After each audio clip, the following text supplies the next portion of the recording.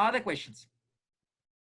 Professor, did it mean anything in one of our last examples that the transposed form of the matrix C was equal to the original matrix C?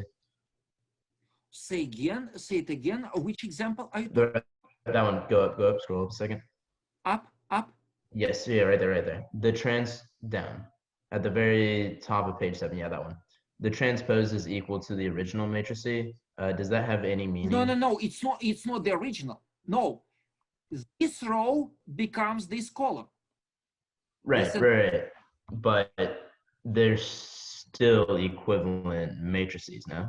What do you mean equivalent? So basically, the jump from here to here, I apply this formula.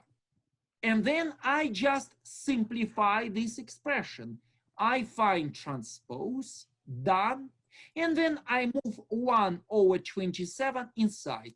So what we see here is inverse. Right. I get the whole formula, but if we just have a matrix C, so let's say that matrix C given right there, in the first, right there, yeah, that matrix C right there. So say that's just our new matrix C A, and we transpose that. Excuse me. What do you mean a new matrix A? So we're forgetting the example that we're a part of right now. Yes, so And here just taking is a what is written here has nothing to do with A, it's this. Right.